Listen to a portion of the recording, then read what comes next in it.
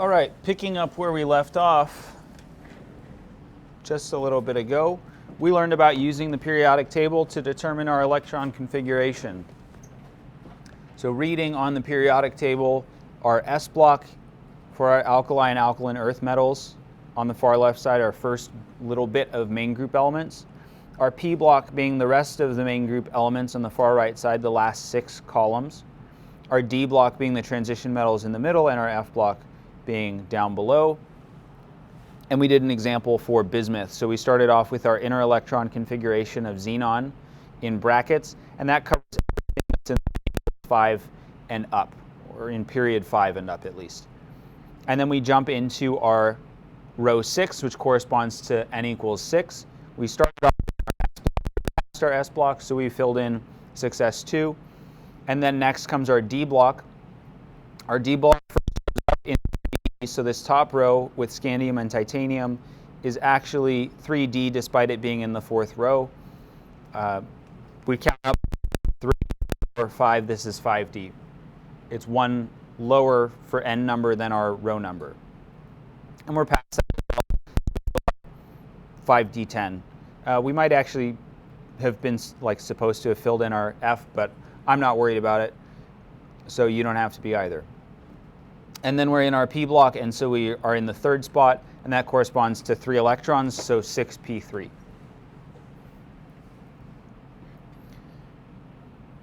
Some more practice, some new practice, if you want to do the first one. Write the electron configurations for these elements.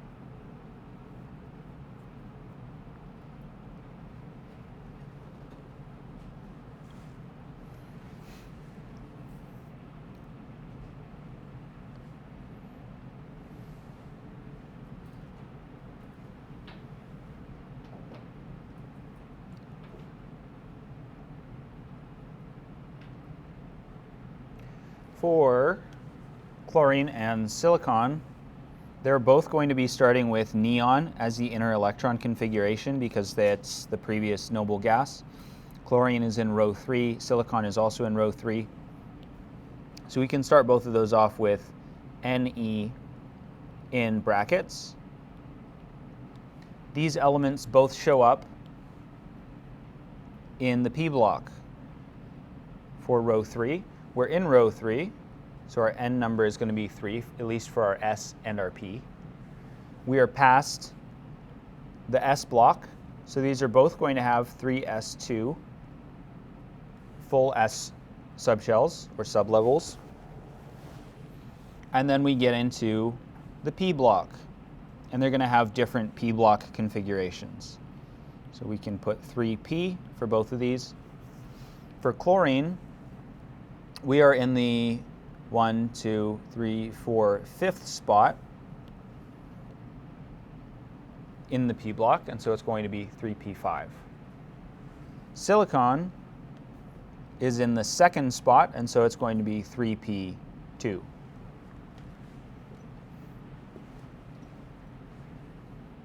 Questions about either of those?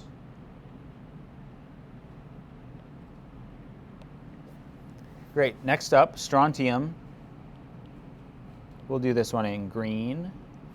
Strontium shows up in row 5. Our previous noble gas is going to be krypton. So we write krypton Kr in brackets. We're in 5, and S comes first. We are in the 2nd spot in our S block, so that means 5s2. For oxygen, oxygen is number 8. It's a relatively small element. We can do an abbreviation if we want for helium. It's probably faster to just write 1s2. And then we're in the second row. We're past our S block, so 2s2. And we're in the 4th spot in our P block. That corresponds to 2p4. For each of these, we can check to make sure that we've got the correct electron configuration by counting up our number of valence electrons and comparing that to our group number. For chlorine, we've got 2 plus 5 valence electrons. That corresponds to 7a, or 17. So that works out perfectly. For silicon, we've got 4, and that matches up with 4 valence electrons based on our group number. 2 for strontium and 6 for oxygen. Those also match up with our group number. The thing I remembered earlier and then forgot is that the periodic table, the way that we read it off like this, also tells you the order that you fill up your electrons. So just reading left to right, counting up your atomic number, tells you the order that you fill up the orbitals. So we go from 4s2 to 3d to 4p. It's just the same order that you read it off here. You just have to remember the row numbers and the block numbers, or the block letters.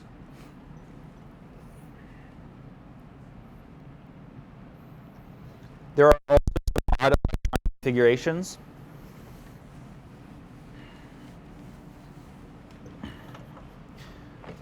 In our 4s level, 4s is lower in energy than 3d, and so our 4s fills before the 3d. We also see that in the way that it shows up on our periodic table. And that's because of the sublevel splitting and the penetration effect of having that good overlap with the 4s orbital.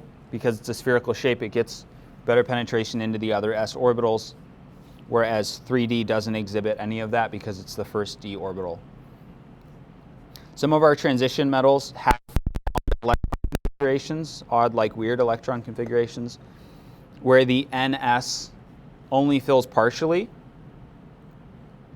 before the d, or it doesn't fill at all. And those electron configurations have to be found experimentally. There's a couple of cases that we're going to look at where those show up.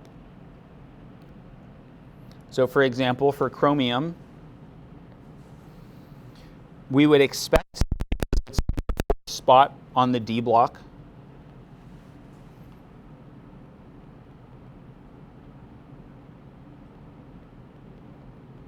Fourth spot in the D block. We would expect it to have 4s2 3d4 configuration, but what actually shows up is 3d5. It actually steals one electron from the s and puts it into the 3d orbital instead. We get a similar thing occurring later in that row with copper, which is the 9th spot. It also steals one electron and puts it in to fill up the d sublevel for the 4s. A similar thing happens for molybdenum and ruthenium and palladium. Ruthenium and palladium kind of break the pattern. Instead of stealing just one for palladium, it steals a full 2. Ruthenium only steals 1, but it doesn't get to a half full or completely full d orbital, and so that's kind of weird.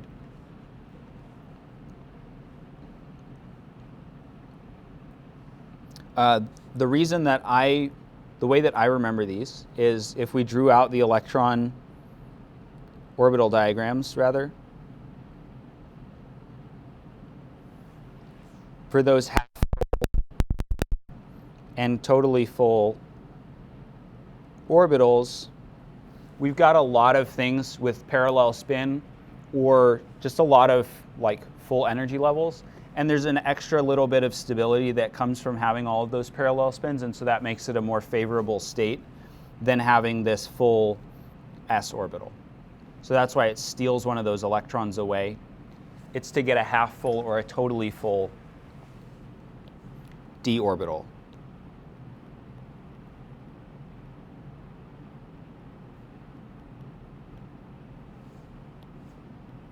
I don't know what it does.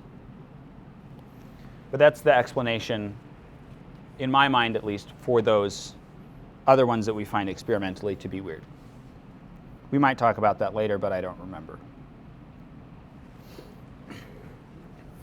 Okay, the chemical properties of the periodic table, part of the reason it's called the periodic table. Those properties are periodic because the valence electron number is also periodic. So electrons have similar properties. They have the same number of valence electrons. And there's a repeating pattern.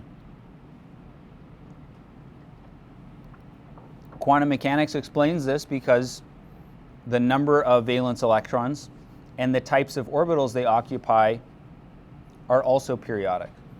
So oxygen and sulfur, for example, are in the same group.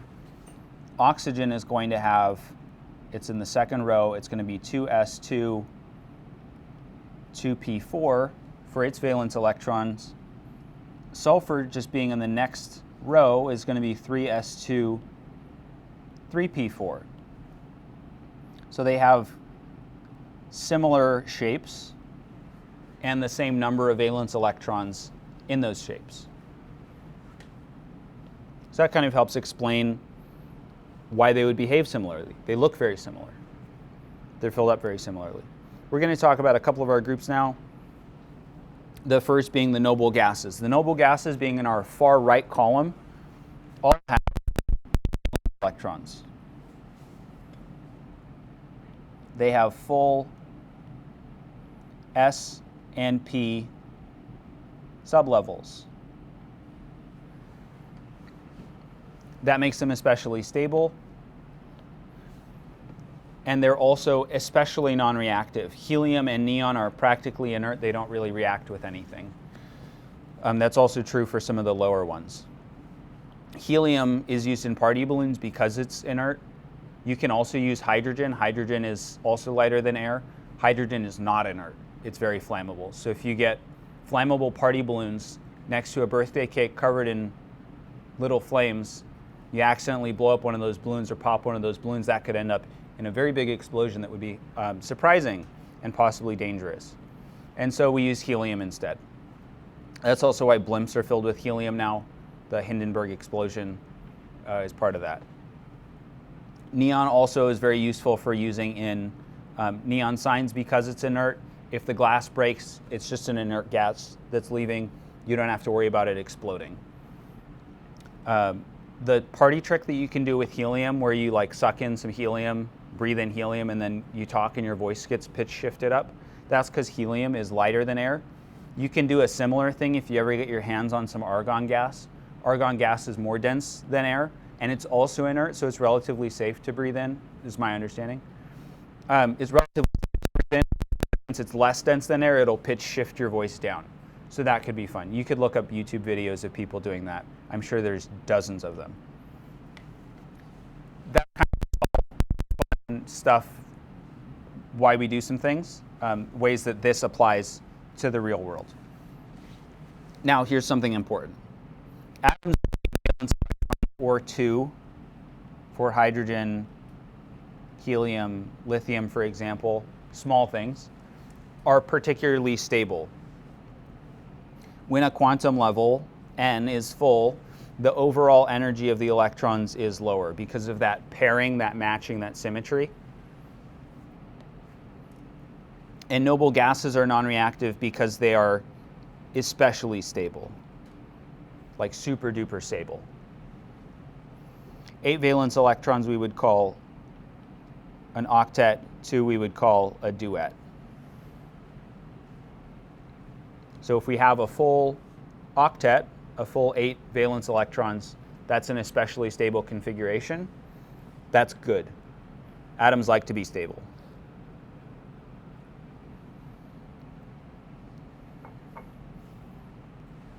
Moving on to our alkali metals.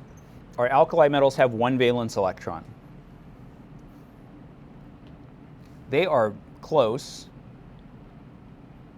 to noble gases. If they lose one electron, if they lose this one s electron, then they have a noble gas configuration. So if they have the opportunity to lose that electron, even for just a little bit of time, then they become super stable, and they're not going to gain that electron back. And since the alkali metals are so close, they tend to form 1+ ions.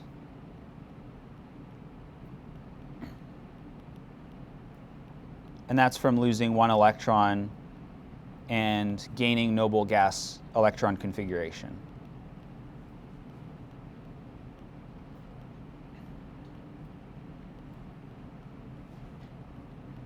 This is a pattern that we're going to see repeat for a couple of other groups as well. They form the ions that they do reliably and stably because of them gaining noble gas electron configuration. They achieve an extra level of stability. The reason that alkali metals are so reactive is because they only have to lose one electron. It's easier to lose one electron than 2, 3, or 4.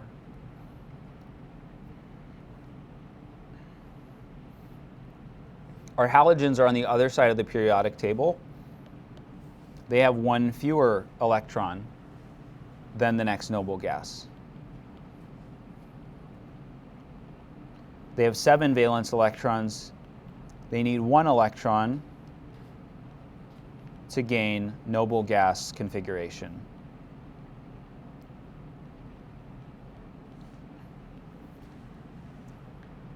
And because of that, they tend to form ions with a 1- charge.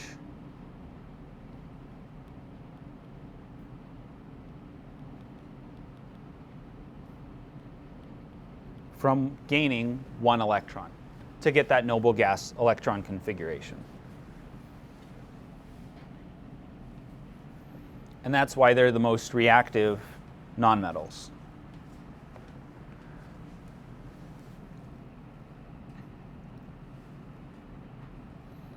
We're just going to extrapolate that trend to our alkaline earth, our 2A, and 6A is chalcogens group. It also applies to our pnictogens, our 5A group.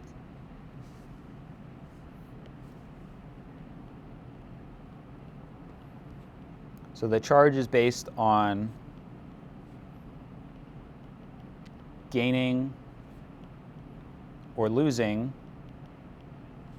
electrons to get noble gas configuration.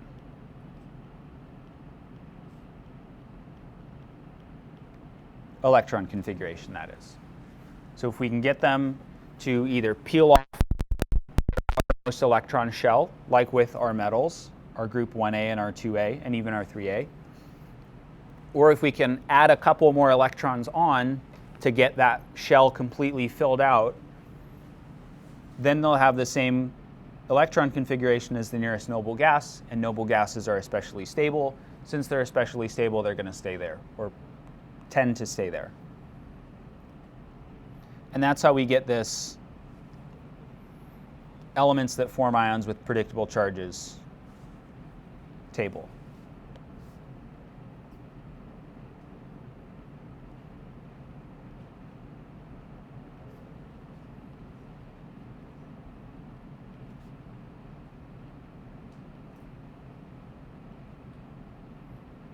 You may have already memorized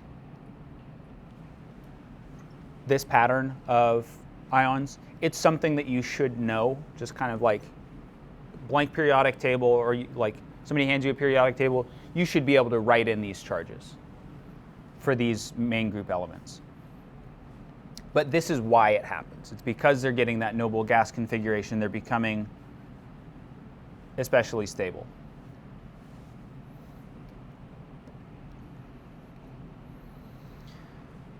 Anions, negatively charged ions, form when nonmetals gain electrons to get an octet, 8 valence electrons.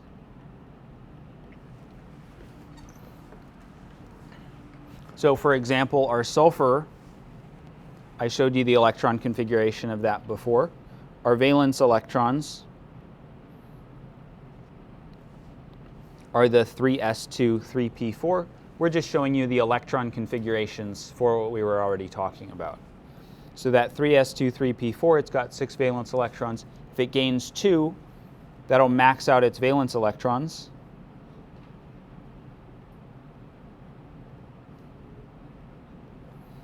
And then it'll have the same configuration as argon. So 3s2, 3p6.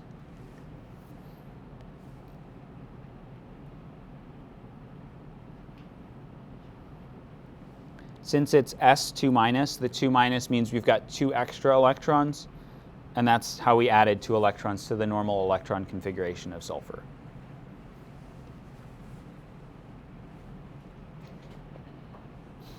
Cations are positively charged ions,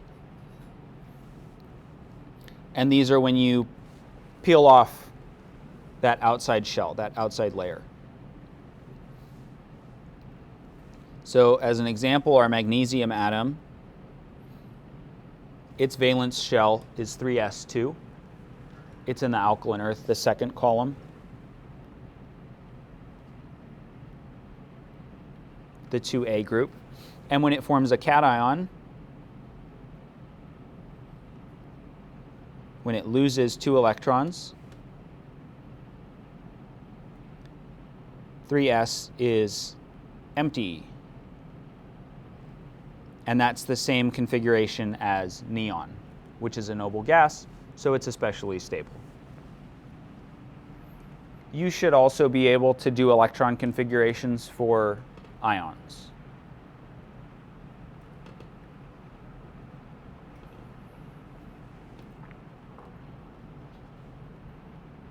And I'll write that in.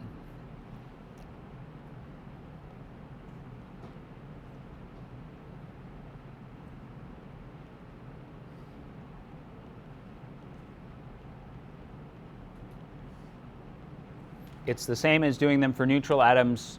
You just adjust the number of electrons based on their charge. Questions? It's kind of all we're going to talk about: electron configurations and orbital diagrams. Kind of breeze through it. We're going to go into our periodic trends. So the first one that we're going to talk about is atomic size, the size of an atom. And there's a couple of ways that we can talk about it. The first is with the non-bonding atomic radius, or van der Waals radius. Van der Waals is that guy with real gases. The non-bonding atomic radius is half the distance between adjacent nuclei in the atomic solid. So basically, in this diagram, this distance, we're assuming that they're sitting right next to each other and that they would be touching on their outer radius. So if we cut the distance between the nuclei in half, that should be the distance from the nucleus to the edge of its electron sphere. And for non-bonding things, that works. Another way that we can do it is the bonding atomic radius, or the covalent radius. So when things bond, when nonmetals bond, their electron, their orbitals, let's just say orbitals, their orbitals overlap. We will be getting to that later, but that's the reason that we've got these two spheres, kind of like you pushed them into each other a little bit. The reason that they're bonded, or part of them being bonded, is their electron clouds are overlapping. They're sharing their electrons in that way. And so rather than sitting right next to each other, they're sort of blended into each other a little bit. And that means that our bonding radius, which is half the distance between the nuclei, is going to be a little bit shorter than our non-bonding radius.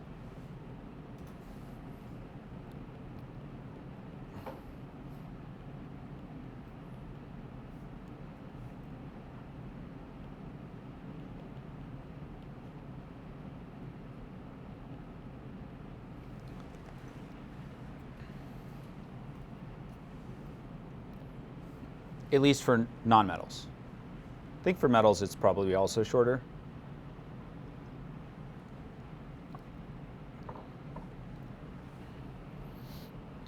So our atomic radius is an average radius. It's a more general term. It's smaller than that van der Waals radius if they're sitting completely separated next to each other. Looking at a bunch of different shapes, some of them are going to be overlapped, so they're always going to be a little bit shorter.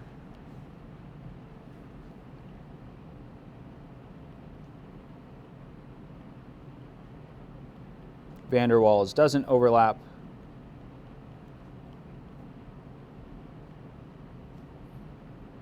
Orbitals,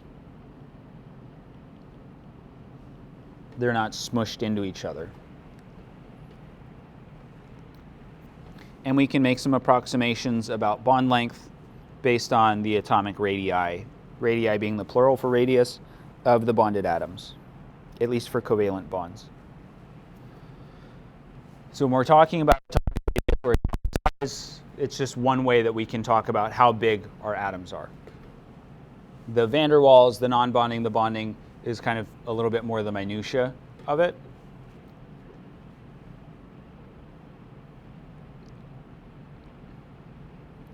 Looking at trends for atomic radius, a proxy for atomic size, our atomic radius increases down a group. So as we're moving from higher on the periodic table, our atomic size goes up. If we look at this graph of atomic radii, our atomic number is here on the x-axis, so we're getting more protons as we move left to right. Our radius is on the y-axis, so further up is a bigger radius.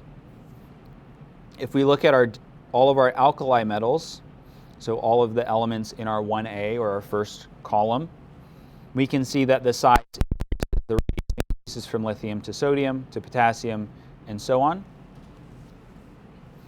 It also increases for our noble gases.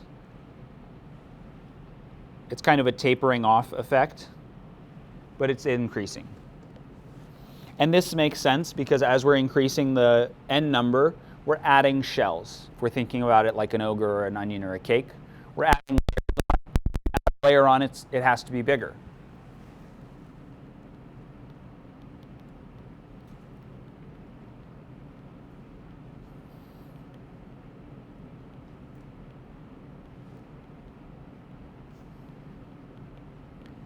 This is usually no big deal for people to remember, typically, right?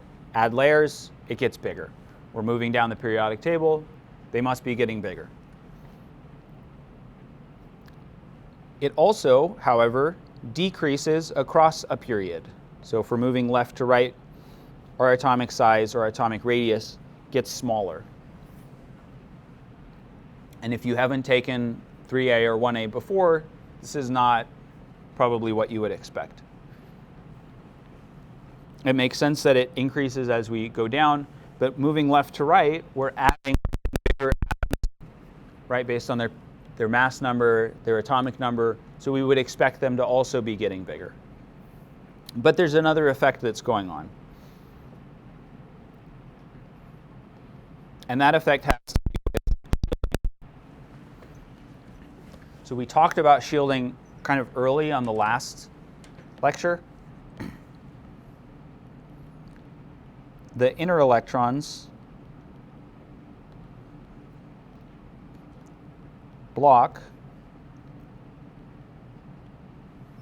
the positive charge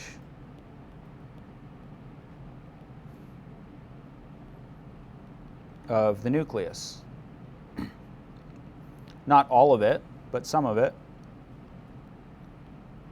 Some of. So the inner electrons, right, our core electrons are all hanging out kind of inside. Our valence electrons are outside of that most of the time. And so our inner electrons, those each have a 1 negative charge. They're going to counteract one of the positive charges in our nucleus. And that's what we call shielding. So it's this canceling of that charge. And so our valence electrons aren't experiencing the full strength of our nuclear charge. And this is basically the example that we saw before when we were talking about effective nuclear charge. So our nucleus has a 3 positive charge. This is lithium. We've got 2 inner electrons. That's our 1s orbital. It's full. And those 2 electrons counteract 2 of the positive charges of our nucleus. So rather than having a positive charge affecting this outside electron, we've got 2 of those positive charges canceled out. Our outside electron experiences an attractive force of about 1 plus for magnetic charge.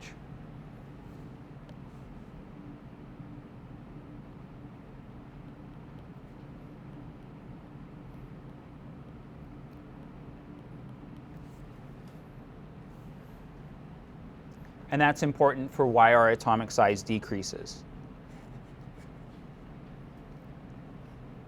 We can calculate effective nuclear charge, our Z sub F, EFF. That's our effective nuclear charge. Z is our actual nuclear charge,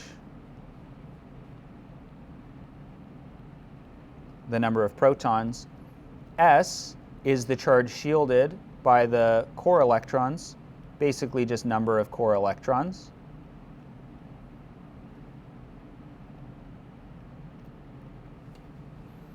And our valence electrons, since they're all sort of in the same layer, they're all kind of spread out. You could think of them as like standing in a line in, like, I don't know, a battle. You've got a bunch of people in the back lines, all the commanders or whatever. Everyone in front of them is going to catch the bullets. The people in the back, since they're all standing abreast, are going to have about the equal odds of catching a bullet. So that's sort of what's going on here. They're equally affected since they're all in the same layer. So let's look at the effective nuclear charges of nitrogen and argon.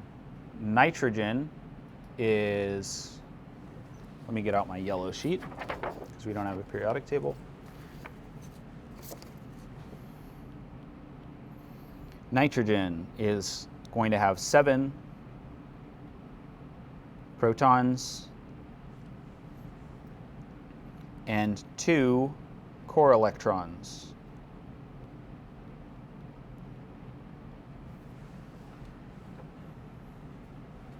So our effective nuclear charge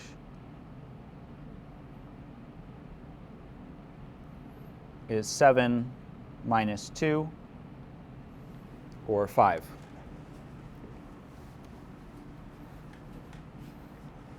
So the strength that the valence electrons feel is roughly equivalent to 5 protons. For argon, argon has 18 protons, and it has 10 core electrons.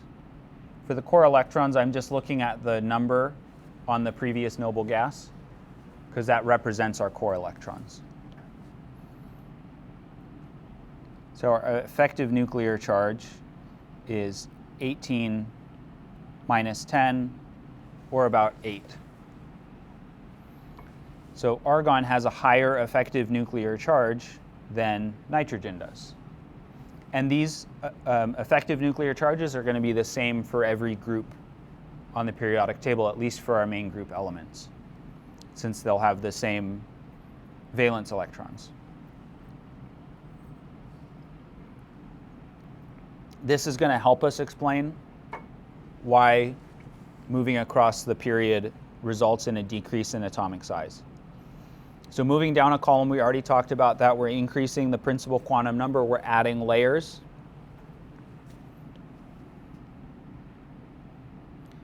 To our electrons, or adding electron layers. That's the way I think about it, at least. And so that's going to result in larger orbitals and therefore a larger atomic radius, since it's sort of like the distance to the outside of our electron shell. When we're moving across a period, our effective nuclear charge increases while our row number is the same. Our principal shell is the same.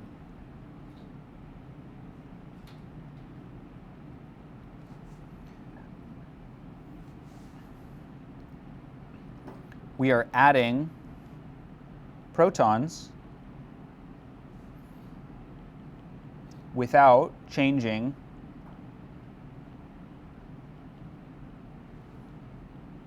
the core electrons.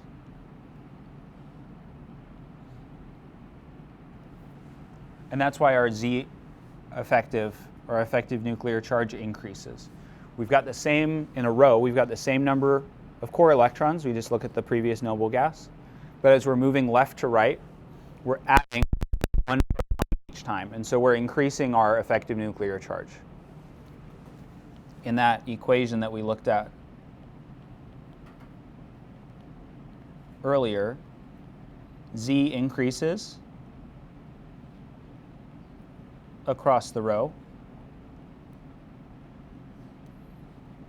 and S, our shielding effect from core electrons, stays the same.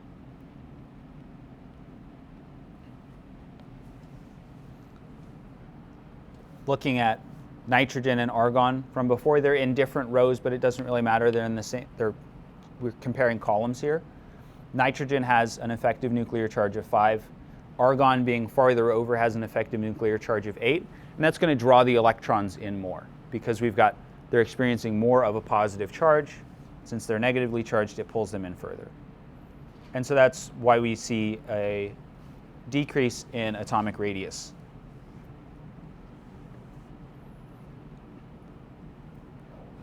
For our transition metals, it's pretty much the same, but our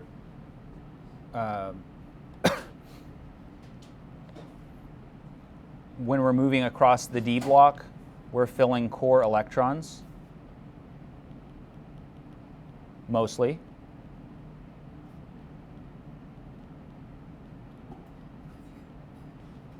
As we add protons. So scandium and titanium are the first two that show up in our D block. We've got 21 protons and 22 protons. Since we're adding to our D block, we're adding 1 to our core electrons. That's going to increase our shielding. So scandium will have, for argon, 18 plus 1. Titanium, we have plus 2 because we're adding to that D block. So our Z effective for those would be 21 minus 19 and 22 minus 18. So it's about 2 for each of those. So those effects, adding increases the shielding, adding 1 proton increases the actual nuclear charge, and so our size stays approximately the same because of that.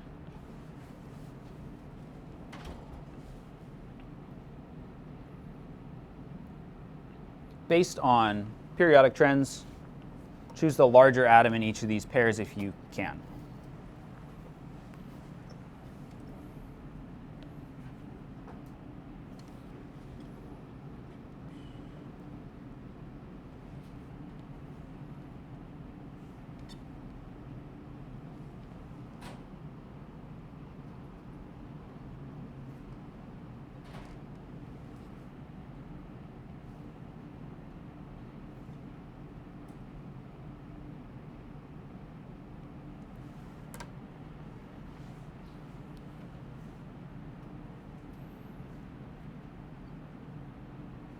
Just to zoom in on the periodic table with the different colors for comparisons.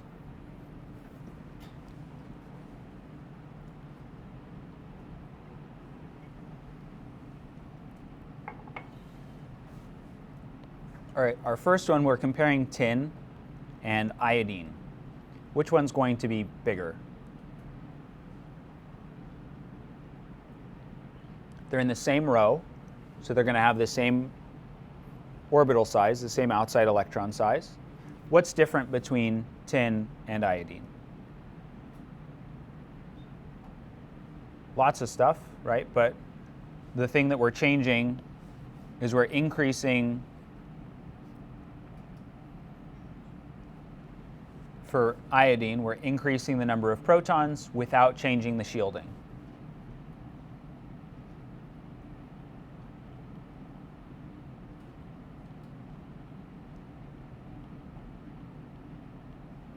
So that increased effective nuclear charge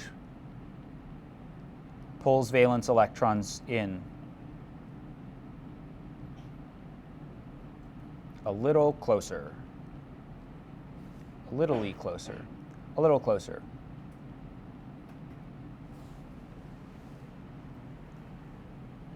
What about germanium versus polonium?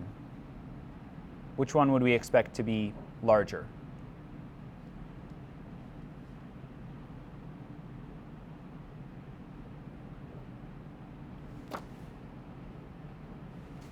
Germanium, polonium.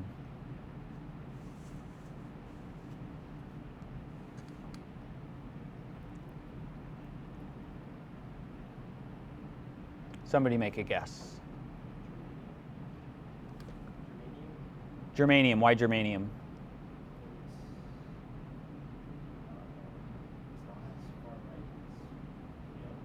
It's not as far right, so in that way it is going to be bigger. Polonium, though, being further down, is going to have extra layers on top of it, and I would suspect that that outcompetes that effective nuclear charge.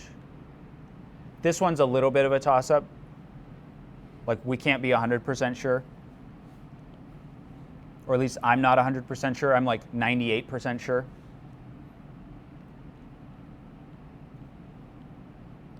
So this one, probably polonium.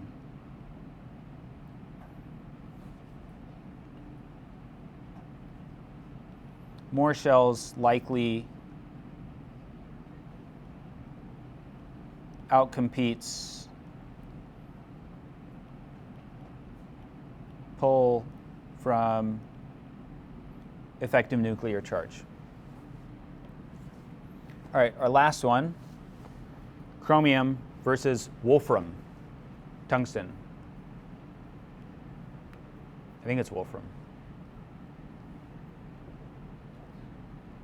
Tungsten.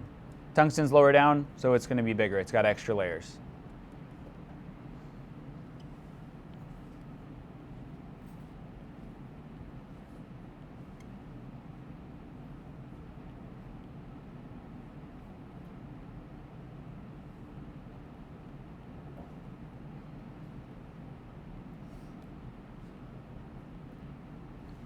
Questions about any of those examples?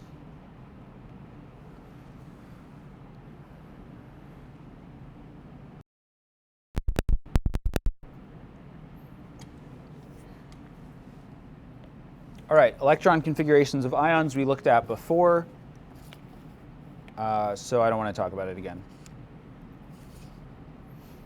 For transition metal cations, this is different because we didn't talk about transition metals.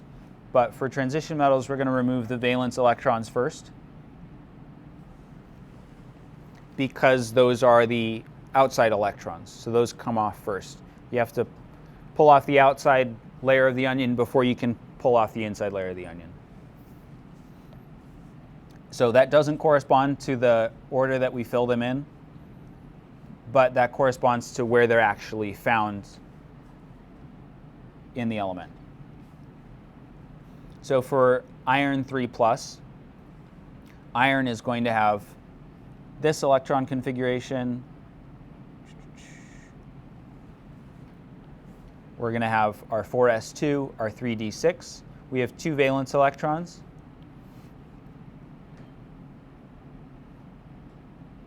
If we pull off 2 electrons to form iron 2+, we remove that 4s because we had 2 electrons there. And then when we go to iron 3+, we take 1 more electron. We're taking one of those d electrons.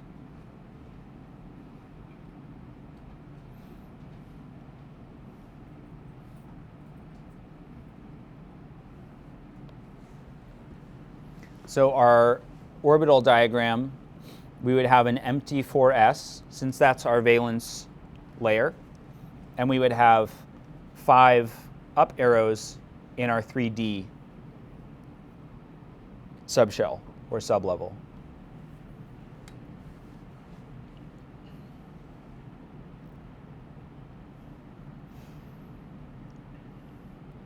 And our transition metal atoms have some extra properties that are related to magnetism. They're paramagnetic and diamagnetic. These are things that you might just want to memorize. So paramagnetic is unpaired electrons. If it's paramagnetic, it will be attracted to a magnetic field.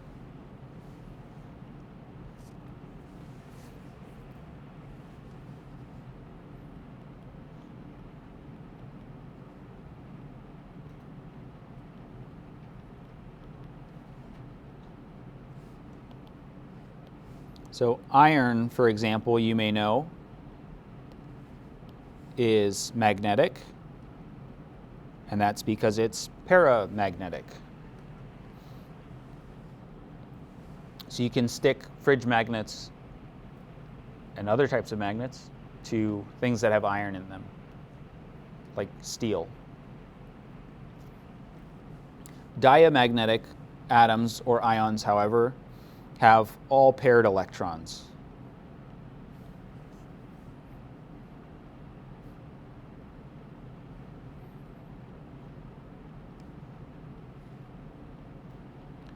For example, like that. And these will actually be slightly repelled by a magnetic field. This would be an example actually of copper.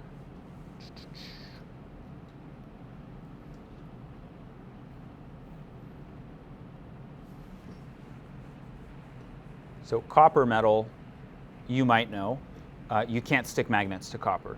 There's a really fun demo that you can do that I just haven't gotten around to buying the stuff for, where it's an engineering demo is also part of it. You can take like a piece of copper tubing and drop a magnet through it, and because of the way that the magnet interacts with the copper, especially when it's moving, it generates reverse magnetic currents in the copper, and so it actually slows the fall of the magnet, and that's based on how strong the magnet is. So this sort of explains that. It's repelled by that magnetic field because it's got all paired electrons.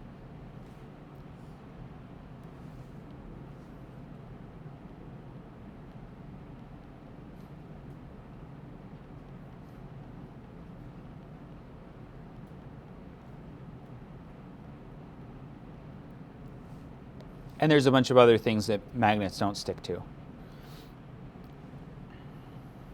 Like chromium, I think, is not magnetic.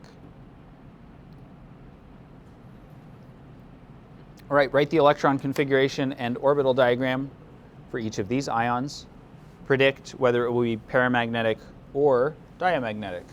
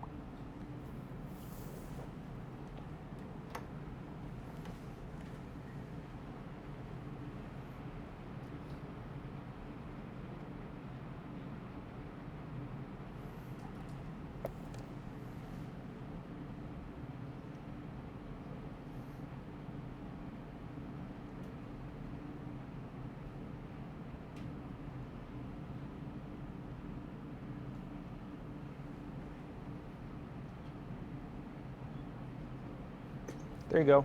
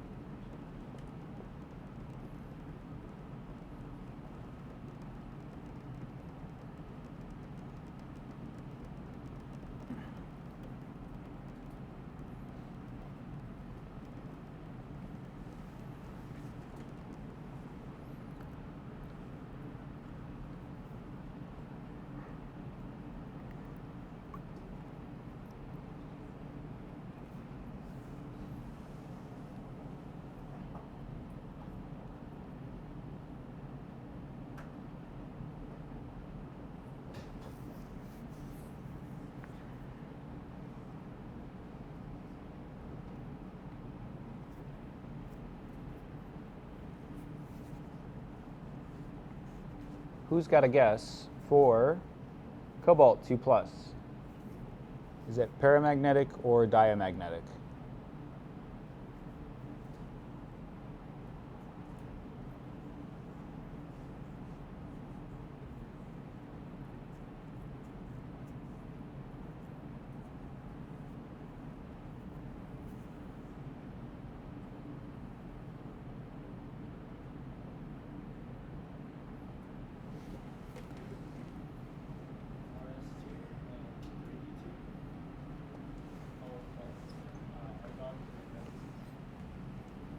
Did you say 4s2, 3d2?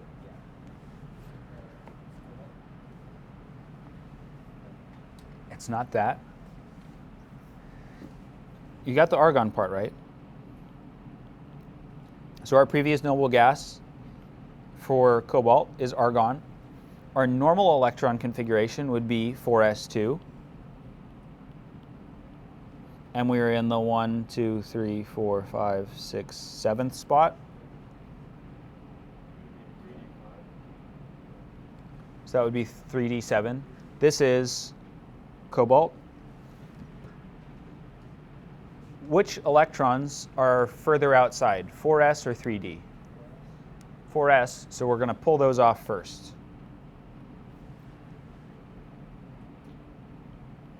So if we get rid of the 4s, then that's our cobalt 2+. Our orbital diagram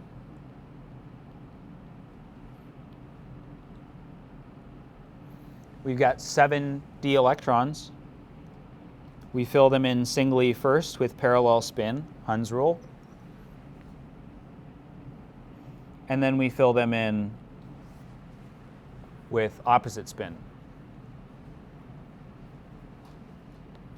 We've got 3 unpaired electrons. That's going to make this paramagnetic.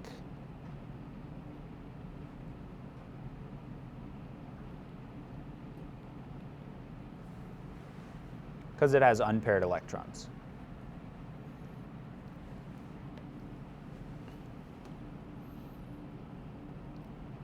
For nitrogen, we've got helium and then our 2s2, 2p3 for our normal nitrogen. 3 minus means we're adding 3 electrons.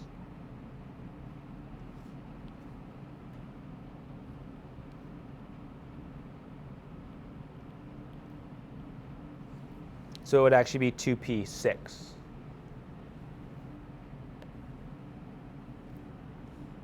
And our orbital diagram, our s is full, and our p is also full. And so that makes it diamagnetic.